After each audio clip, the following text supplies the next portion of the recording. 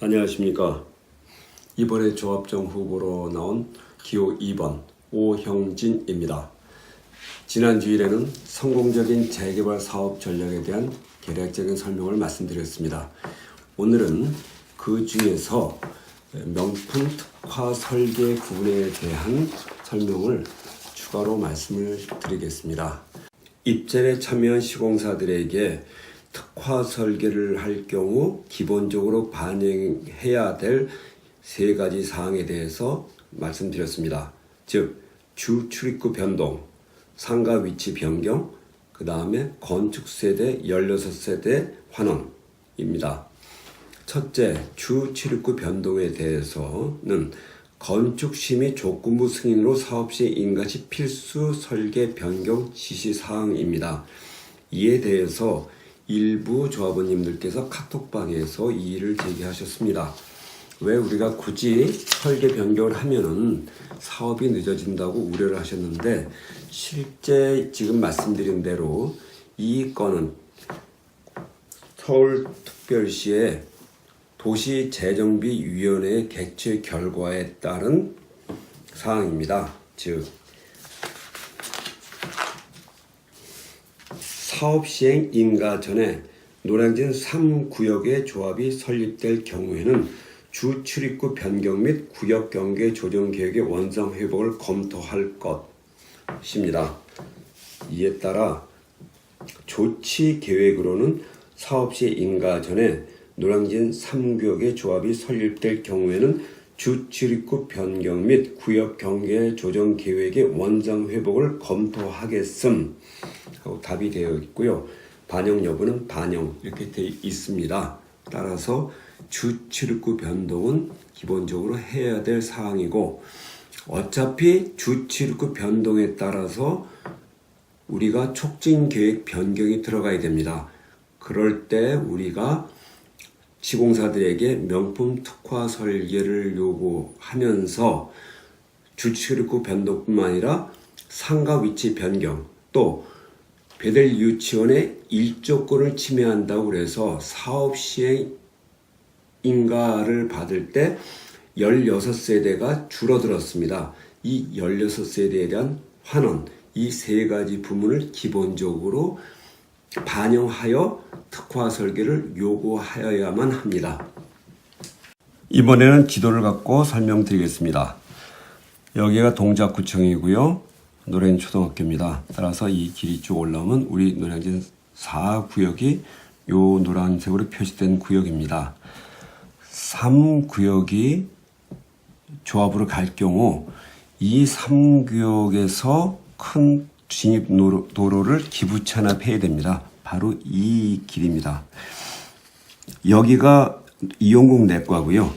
이용국 내과에서 나와서 꺾어지면은 신흥범 치과를 관통하는 이 길이 기부 찬합 도로입니다.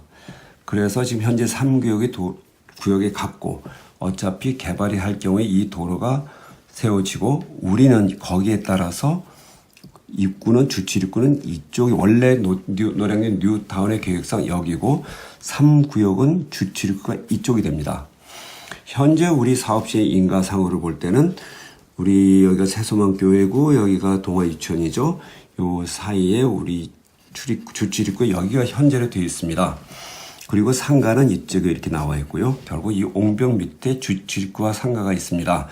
이거를 앞으로 우리 설계 변경을 하여서 주출입구를 원래 노량진 뉴타운의 기본 계획으로 이쪽으로 옮기고, 그리고 상가도 이쪽으로 옮길 경우에 주출입구는 이 노량진 초등학교 앞길에서 막바로 좌회전 들어와서 3구역, 4구역이고요.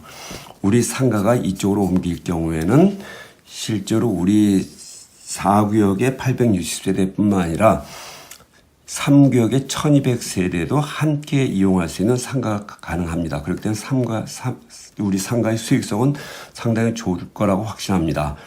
또 여기가 송악대 교회죠. 송악대 교회 여기 배들 유치원이 있고, 배들 유치원의 일조권을 가린다고 하여 여기 있는 동들에서 16세대가 줄어들었습니다. 이 16세대는 요 동들의 위치를 조금 변경해서 여기에 일조권을 확보해주면 다시 원상 회복시킬 수가 있습니다.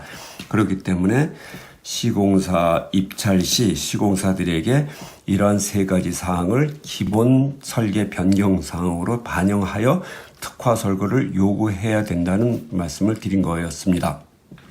입찰 시 시공사들에게 특화 설계 시 기본적으로 반영해야 할 세 가지 사항 외에 추가 반영할 사항입니다. 용적률 추가 상향으로 추가 수익을 창출할 수 있는 방안입니다. 앞에서 말씀드린 대로 사업시행 인가 신청 시에는 860세대, 즉 용적률 251%를 적용하여 신청하였습니다. 그렇지만 베델 유치원의 일조권을 방해한다고 하여 실제 사업시행 인가는 844세대로 용적률 247.48%, 즉 16세대가 감소하였습니다.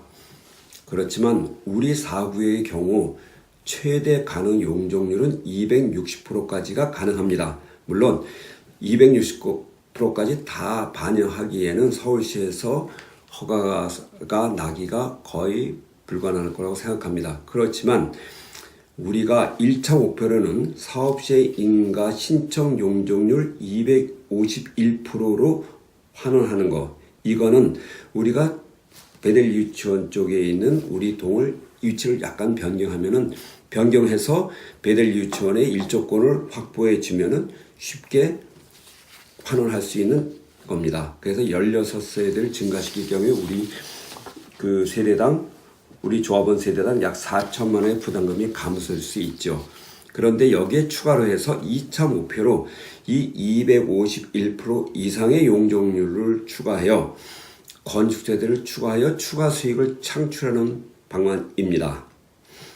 즉 리모델링 가능 구조, 우리가 나중 40-50년 후에 우리 아파트를 다시 개조할 때 재건축이 아닌 그 당시 리모델링으로 할 수 있는 구조로 우리가 현재 설계를 할 경우에는 동간 거리가 완화돼서 층수가 더 올라갈 수 있고 그래서 건축 세대가 증가할 수 있는 규정이 있습니다.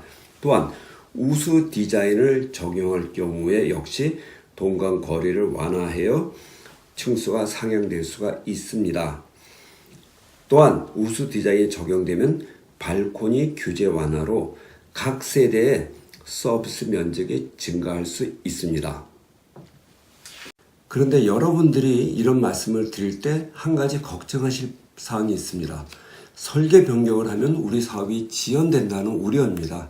그렇지만은 거기에 대한 대비도 협의를 미리 동작구청과 협의를 하였습니다. 그래서 우리가 앞으로 시공사 입찰이 되고 우리가 관리처분 인가 신청을 들어갑니다. 그래서 관리처분 인가 신청이 끝나면은 그 다음에 2주가 되고 철거가 됩니다.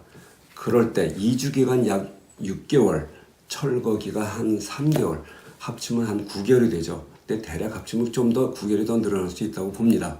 그런데 우리 설계 변경할 때의 기본 소요 기간이 6개월에서 1년입니다. 그렇기 때문에 우리가 관리처분 인가가 나오자마자 즉시 설계 변경 신청을 들어갑니다. 그러면은 우리가 2주 철거할 기간에 우리가 설계 변경을 해서 더 이상 사업의 지연이 없도록 추진하여야 됩니다. 자, 이상으로 우리 특화 설계 연계안 우리가 반영하여 추가 수익을 창출할 수 있는 방안을 설명드렸습니다. 감사합니다.